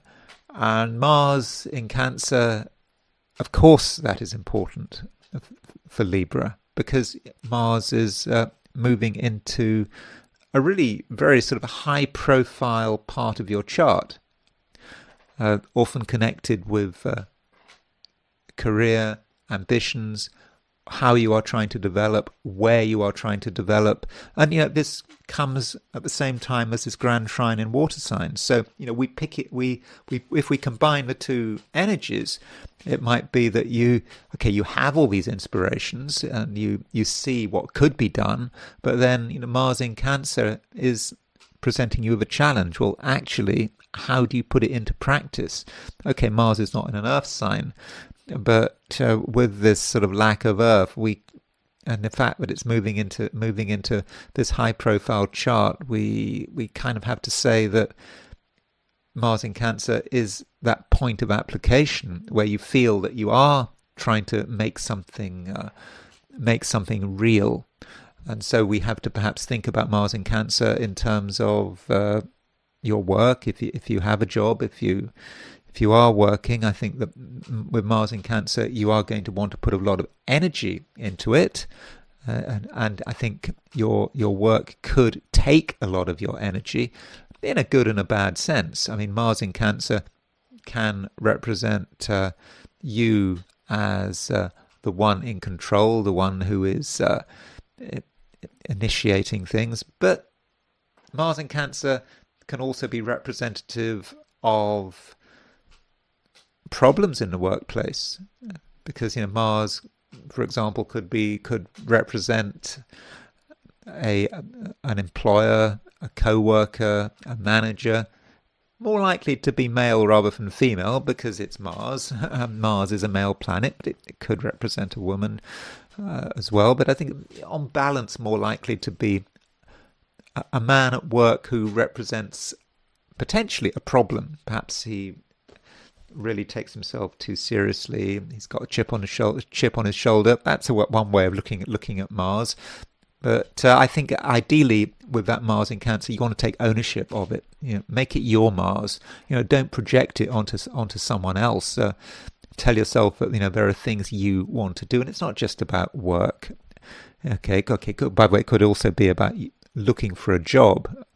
And while Mars is moving through Cancer, between now and the end of September, you can see it working as putting a lot of energy into trying to find new employment. So that's certainly a way it can work.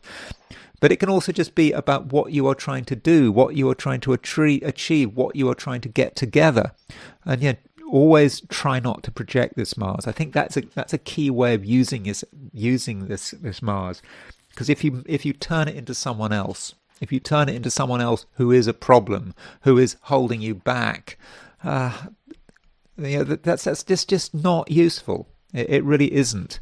And so I think ownership really does matter. And if you can take ownership of that Mars, then I think that between now and the end of September, I think that you can really use it. I think it can be something that is very constructive. And Venus is in Libra, Mars is in Cancer, so Venus is in your sign, Mars is in another cardinal sign. So Venus and Mars, even though they don't make an exact aspect, right now, particularly right now, I think that they are having an impact on each other, and it's because it's a square across the houses, if you like. They're both in their natural places. Natural places. From your perspective, Venus perhaps in the first house, Mars in the 10th house, and you have a sense perhaps of what you can do. And it is all about cardinality, and cardinality is about taking the initiative, not allowing yourself to be pushed around. And then we go back to the grand trine. So you've got all of this grand trine energy, air grand trine, and you can really focus it on achieving whatever it is you feel you can achieve. So I'm quite positive about the Grand Trine plus Mars in Cancer, provided you handle it properly. Scorpio. Mars is, of course, an important planet, and I've been talking about Mars for some time, particularly with reference to it being on the verge of changing sign, and now it's happened. Mars has moved from Gemini into Cancer. And I think that from a Scorpio perspective, that is good news. Mars in Gemini, was a bit of a problem, perhaps. Gemini is not a sign that Mars is necessarily completely comfortable in. There's just too much toing and froing, especially from a Scorpio perspective. Scorpio, you're a fixed sign. You like things to be done in one way, and once you focus on something, you really want to be able to just see it through. And with Mars and Gemini, there have been too many distractions and trying to do two things at once, and you could have felt that your energy was to some extent dissipating. But now that Mars is moving into Cancer, it has its own strength in Cancer. I know that Mars is fallen in Cancer, but Mars also rules the water signs. So Mars rules the watery triplicity, and so that gives you a certain strength. Plus, it allows you to just get a perspective on things. I think with Mars and Gemini, it wasn't always easy to get a perspective because, you were thinking about this, you were thinking about that, you were distracted. But now with Mars moving into Cancer, you can start to sort of rise above things, and you can start to be aware of new possibilities that in the past you just didn't feel you had time to concentrate on. And so I am sort of optimistic about that change. Additionally, Mars is now on the Solstice Point. The Solstice Point is, of course, the two solstice points at 0 degrees Cancer and 0 degrees Capricorn.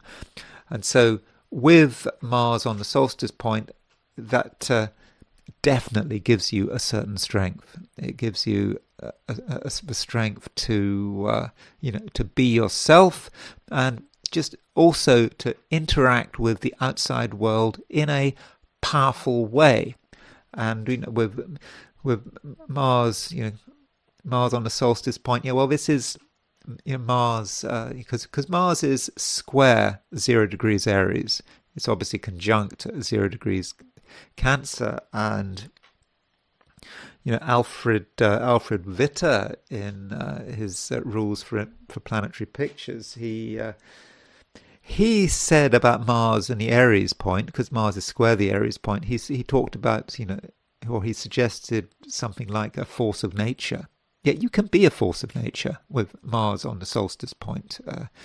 You don't have to think about it. You just have to be, because you're not thinking about it so much because Mars is out of Gemini. It's just a feeling that there is something you can do. And so if you want to act in a spontaneous way and interact with your world in a spontaneous way, you can be a force of nature. And I think that people will get out of your way. And we've got at the same time, we've got a load of stuff going on in Leo. I mean, it's all happening in Leo. We've now just got the moon entering Leo. We've got 4 traditional planets in Leo: Moon, Mercury, Jupiter, the Sun. And, as you know, if you've been listening to my interpretations for Scorpio over the last few weeks, Leo, it really does matter to you. It's a sign that is the top of your chart. It's about your ambitions, and we've got a new moon tomorrow in Leo, new moon eclipse in Leo, and so that new moon is starting to form. And so with the moon and Mercury now in Leo, and the moon moving towards a conjunction to the sun, you might feel that a change has happened. And that change may be something that is still developing. So although it is a time when Scorpios really can take the initiative, going back to what I said about you potentially being a force of nature, it might be that you should ask yourself, is this the right time? Because we've got this run up to the new moon, and sometimes when a run up to the new moon, it's possible to act too early. The moon is still waning, even though the sun and the moon are both in Leo. But the old lunar cycle is still playing its last bit out. And so, maybe if you're planning to do something dramatic, especially of a career nature, maybe you should wait until after the new moon. I don't know. You could wait until maybe later in the week. I mean, I'm not saying you have to wait, but it's just something that you might want to consider. But the overall picture, Scorpio is pretty powerful, I think. I think to say the picture is good, it's a good day for Scorpios, would seem to be trivializing things. I think you do have a lot of power at your disposal, and there is a question of how you use this power. Sagittarius. A lot of activity now in Leo.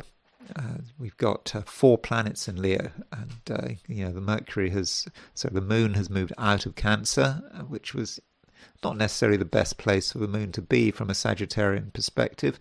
But now that we've got 4 planets in a fire sign, you could say, Sagittarius, that things really are starting to move, and you're starting to be aware of possibilities, and you also see that you don't have to be tied to any one thing. You can do things differently. I mean, you might not feel like that. I mean, at the moment, some Sagittarians could actually be feeling a bit tense. You're feeling that you want something to change, but it's not changing, and so you might be just not quite sure what to do, and you might feel that you have to take sudden action, but you're just worried, well, what would the consequences of that action be? So you might just feel ever so slightly frustrated as you're coming into today, but there's no need to. And because we do have this build up now to a new moon eclipse, and this new moon eclipse, I think for you, is something pretty positive. It is perhaps a new beginning and a time where you can just start to see what is possible and what is available. And it might be that if you are feeling ever so slightly frustrated, the reason for this frustration is that you have been kind of trapped by your own ideas, and perhaps your ideas in recent past have just been a little bit too limiting. And you change an idea, you change a tightly held principle, and everything else changes, and you suddenly see what is possible. And as far as today is concerned, with the moon in Leo, that's just makes a big difference. Moon in Cancer just could have been a little bit too sort of introspective, and you weren't quite sure where things were going. But the moon, when it moves into Leo, it moves towards a conjunction to Jupiter, so that's certainly something that really should work for you. And I think that you're starting to see sort of new possibilities. Now, while this is going on, we do have Mars moving into Cancer. And so I've just said, isn't it great that the moon is moving out of Cancer, but then Mars is moving into Cancer. And maybe you should see this Mars moving into Cancer as something sort of more longer term, not worrying about, what does it mean for today, Tuesday, that Mars is moving into Cancer. I mean, Mars stays in Cancer until the end of September, and so it's got some time to run its course. And with Mars moving into Cancer, it does say where you are putting your energy. And Mars has just spent a long time in Gemini, so it might be that the thing about Mars moving into Cancer is not that it's moving into Cancer; it's the fact that it's moving out of Gemini. So, if recently other people have been problematic, or you've had to put a lot of energy into dealing with other people, into dealing with relationships, it might be that when Mars moves out of Gemini into Cancer, perhaps some of the pressure goes. Perhaps you can afford to think more about yourself and not have to worry so much about other people's interests, and you can maybe be a little more selfish. But I mean, I don't mean selfish in a negative sense. Just looking after you. And yes, accepting that things are complicated. We live in a complicated world, and you're not oblivious to this. And with Mars moving through Cancer between now and the end of September, I think that you can put energy into dealing with things that are difficult to understand. And there is always going to be a side to you over the next 6 weeks, which does need to be looked after. And so there is a protective side to Mars in Cancer, and it could be emotionally protective. It could also be financially protective. And with Mars in Cancer, one way of looking at Mars in Cancer could be to really consider your own financial interests and what you need to safeguard. And perhaps we're talking about interests. Sorry, we're talking about agreements and things that just need to be sorted out. But I think you can handle it. Jupiter was in Cancer not so long ago, and hopefully, while Jupiter was in Cancer, you had a chance to look at things like money and agreements and the small print, and you were able to acclimatize it. You perhaps learned a new skill. You learned a new way of thinking. And now that Mars is now sort of retreading where Jupiter was not so long ago, it might actually feel like familiar territory, something you understand, something that you know that you can deal with. Capricorn, Mars is moving into Cancer, and this is probably important. after all, Cancer is your opposite sign, and you can think about this in terms of however you're looking at these 12 sign horoscopes. So, for example, if you're looking at this from a perspective of the ascendant, so if you've got Capricorn rising, then you've got Mars moving into your 7th house, certainly your whole sign 7th house, and you can see immediately how that might have an impact on relationships. Likewise, if say you've got your Sun in Capricorn, then that means that you're going to have Mars making at some stage an opposition to your Sun. Or if you've got your Moon in Capricorn, some of you might want to look at these 12 sign forecasts from a perspective of a Moon sign. I think there is certainly an argument for doing that. So you're going to have Mars opposition your Moon. And so, in terms of the Sun and the Moon, there is a view that aspects are not just angular things. They can be sort of sign by sign. So you could say that if you've got Sun in Capricorn, when Mars is in Cancer, you've got Mars opposition your Sun throughout the period that Mars is in Cancer. So it's potentially quite disruptive. I mean, Mars is a disruptive planet, regardless of whether you're looking at this from a perspective of your ascendant or your Sun or your Moon, because Mars can be trouble.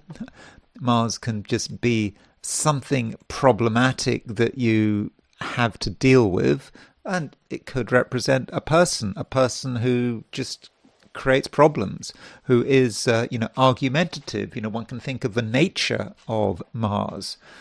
Mars can be a person who is looking for trouble, who enjoys a good argument, and so that kind of person you need to perhaps be able to identify. Maybe you need to stay out of their way. Or it could represent how a person changes. So, people have their moods. People have bad moods, good moods. They have good phases, bad phases. And it may be that while Mars is moving through Cancer between now and the end of September, there might be a particular person in your life who is troublesome. They just can't be avoided, and they might be perfectly pleasant most of the time, but while Mars is in Cancer, they just could be problematic, and one should not completely ignore the fact that Mars is fallen in Cancer.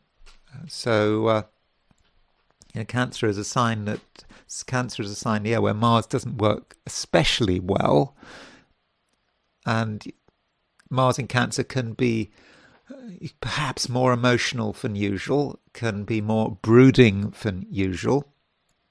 Sometimes Mars in Cancer can have a chip on its shoulder, and so that might say something about another person and how another person is behaving.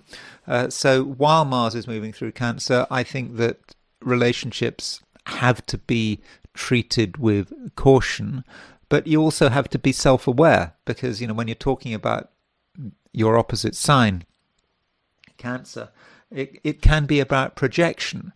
And so you might have feelings about another person, perhaps quite negative feelings, and you might interpret their behavior in a particular way, but it could all come down to you and your particular perspective. And it could, for example, be that there is something you are angry about, that you are brooding about, that you want to project onto another person. So if another person seems to be just in a permanently bad mood, well, think about your own mood as well. So overall, I think that you can see that Mars moving into Cancer may not be, entirely positive, but it may not be all bad. It could be that Mars in Cancer represents something new coming into your life, someone new coming into your life, someone who is able to look after themselves. When you're thinking about the nature of Mars as a person, yes, you could see Mars as being quarrelsome, but you can also see Mars as being brave and courageous, someone who could be a force for good. So that is another way of looking at Mars. And so I think the overall emphasis has to be on relationships, but we have to look at the aspects as Mars moves through Cancer. Mars will will make a square to Neptune in, I don't know, about a week's time. It will, I'm afraid, make a square to Saturn at the end of September, and at the end of August, and that's certainly something that I need to discuss. But it's just important that you're not distracted. There is a square relationship between Venus in Libra and Mars in Cancer. Now, Mars appears to be threatening to make a square to Venus. It really looks like it. Mars in early Cancer, Venus in early Libra, but Venus is moving faster than Mars. Venus is slowing down, it is true, but Mars doesn't make the square to Venus, and so that might mean, for example, in terms of your ambitions or perhaps your work, you might feel that there is someone who is a threat, who could be quite disruptive, but you're moving faster than they are, and I don't think that threat will actually materialize. And on a more positive note, Venus is making a trine to Uranus, it's making a trine to Pluto, not just today, but it's just right now, not just just this week. We've got this grand trine involving Venus, and I think that grand trine involving Venus is quite exciting. And in fact, from the perspective of your ambitions and what it is that you're trying to achieve, there are things going on. There are things to excite you, to be really optimistic about. Now, in the process, you might have to take on something new, be aware of just new possibilities, something that maybe hadn't occurred to you, maybe it did occur to you, but you didn't want to be bothered with it. But I think it is important with this grand trine to be able to embrace the new, and perhaps also to embrace the complications of the new. I mean, the moon is moving into Leo, and the moon in Leo is making a sextile to Uranus. It's making a what else is it doing? It's making an opposition to Pluto and a trine to Neptune. So the moon may be sort of bringing that grand trine down to earth for you. And you see that something is not entirely straightforward. It might seem difficult, might seem complicated, but it's just you getting used to something. And so it's important at the moment that you're Capricorn, but you're not narrow-minded, but you're aware of possibilities. And I think that this grand trine can really help you, embrace the future. Aquarius. I'm talking a lot about Mars moving into Cancer, and what I'm trying to do is, as part of these readings, is to just go through the signs and say, how do I think Mars moving into Cancer is going to work for each? And I'm going to talk about other stuff, but I'll start off with, what does it mean for you for Mars to be in Cancer? Well, it might not mean a great deal. I mean, Mars does not move into a sort of a crucial part of your chart. Cancer as a sign, it doesn't have a great deal to do with Aquarius, and they're very different approaches, Aquarius and Cancer. But if you do feel Mars moving into Cancer, it is about where you want to put your energy. What is important to you. And I think you got a taste of this while Moon was moving into through Cancer, because the Moon, over the last couple of days, the Moon was moving into through Cancer, and it could have been that while the Moon was moving through Cancer, you felt that things in a vague way just were not entirely as they should be. Things might have felt to be a little bit chaotic, and you kind of wanted to create some kind of order and discipline, but you didn't entirely get it together necessarily. But now that Mars is moving into Cancer, perhaps this is more serious, and you're thinking, well, where do you actually need to put your energy? And you might want to just put your energy into just making sure that everything is how you want it to be. And so with Mars moving through Cancer, there could be a certain perfectionism to that, being very aware of where things have gone wrong in the past and how things need to be changed. And you might be thinking about how you run your daily life. Is it being done properly? And I think you can actually benefit from Mars moving through Cancer, because the thing about Mars moving through Cancer is that Cancer, from an Aquarian perspective, okay, Cancer and Aquarius don't have anything to do with each other, not much to do with each other. Two very different signs. But Cancer is the sixth sign from Aquarius. You can count that, Aquarius 1, Pisces 2, Aries 3, Taurus 4, Gemini 5, Cancer 6. Now, Mars joys in the 6. That is a sort of a kind of a rule or an approach from traditional astrology. So, actually, from your perspective, not from anyone else's perspective, but from your perspective, Mars joys in Cancer. Okay, it doesn't joy in Cancer, it's fallen in Cancer. But from your perspective, it joys in Cancer because Cancer is the sixth house from Aquarius. And so I think that indicates to me, Aquarius, that between now and the end of September, while Mars is moving through Cancer, that you can actually really get yourself together. You can really organize yourself on many different levels, and I think you're going to be able to look after yourself as well. And so I'm quite positive about it. Obviously, you've got to put in the work. You can't just assume that things will just work out all by themselves, but you can really align yourself to what's going on around you. You can prepare yourself, and you can also protect yourself. And so I think that this is looking pretty good.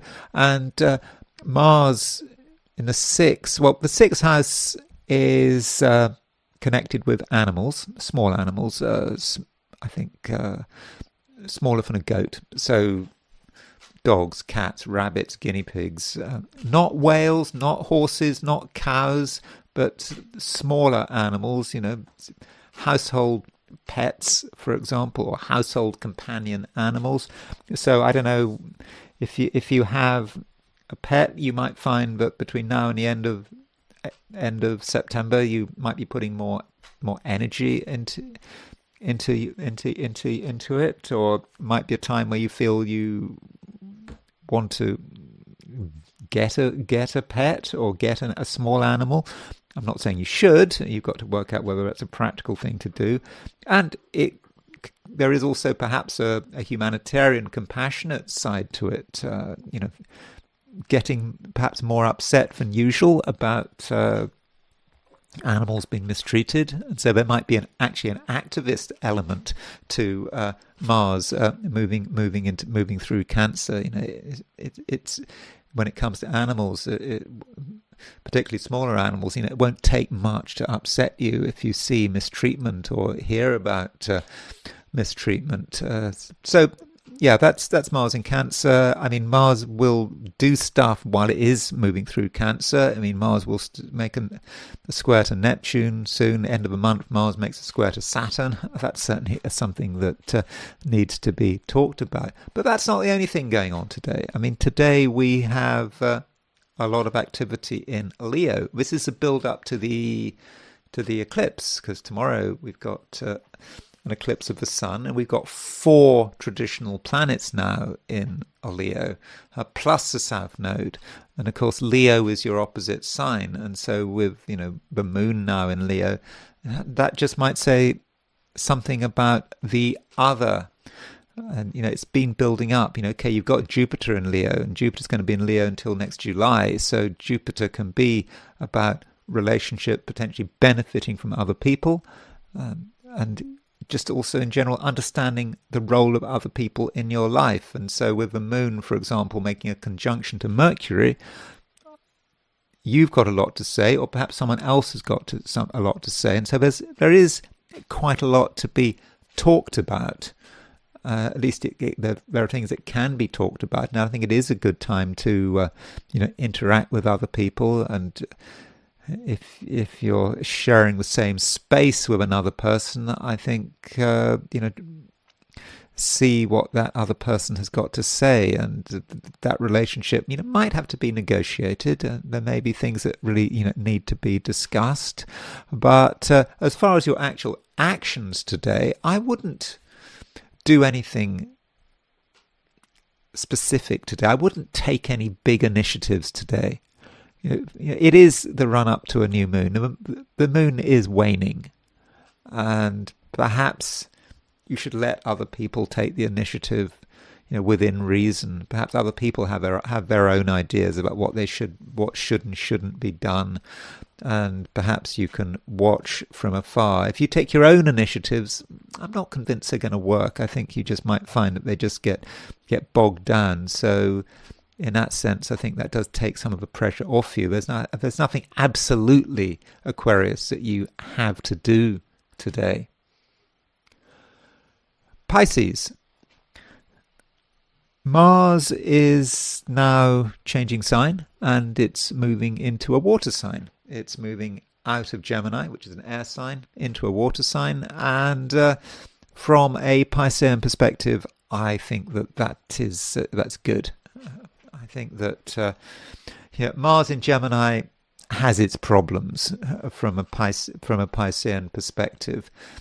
I mean, one problem about the Mars in Gemini is that you can just put too much energy, for example, into your home, or things that you regard as being, very important, perhaps relating to your family, or thinking a lot about the past. And part of you, Pisces, maybe just wanted to put up the do not disturb sign while Mars was moving into Gemini. Even if you were trying to make an impact on the outside world, it just didn't necessarily always work. You just felt that there wasn't really a point of application. But now that Mars is moving into Cancer, I just think that things feel better. I mean, I know that Mars is fallen in Cancer, but it's also the ruler of the water signs, at least using the scheme put forward by William Lilly in Christian astrology in the 17th century. So Mars, actually, from your perspective, it works pretty well in Cancer. And there is also sort of a natural sort of rapport, I think, between Mars and Pisces. I know that doesn't sound right. It sounds a bit strange, but I think there is. And I think that we're talking about Mars as quite an emotional planet, about actually using one's emotion to actually do something, to take action. And with Mars moving into Cancer, I think that it is a time when you can be yourself. I think you can be quite imaginative. Your ability to create art, for example, should be pretty good. So if you've got an artistic bent, I think this Mars in Cancer is really going to help. And I think that there's nothing hugely dramatic you have to do. I mean, I think that Mars, it's seen as being quite an angry planet, but given you're a Pisces, and given that Mars is in a water sign, you can get your way without necessarily making huge statements, without taking huge initiatives. You can just do it in a quite a subtle, watery kind of way. And so I think that does, to my mind, look pretty positive. But you don't have to be completely out to sea. I mean, it's not just that Mars is going into Cancer. We've got emphasis on Cancer because of Mars, but we also got a load of planets in Leo, including Jupiter, which is your ruler. And the Jupiter concentration is hitting maximum now because the moon has moved into Leo. So you've got Moon, Mercury, Jupiter, Sun, plus the South Node in Leo. And all of these are traditional points. They're undiscovered. When I say undiscovered, I mean no one discovered Jupiter or the Sun or the Moon. It just was always there. It's not like Uranus, Neptune, and Pluto. And so these traditional planets in Leo are really likely to have an impact. And this eclipse coming up, may just say something, Pisces, about the way you are trying to run things, and it's not all about chaos. In fact, it's not chaotic at all. I think, Pisces, you understand actually the way things fit together. You have a vision almost of the way things fit together. In fact, it's obvious.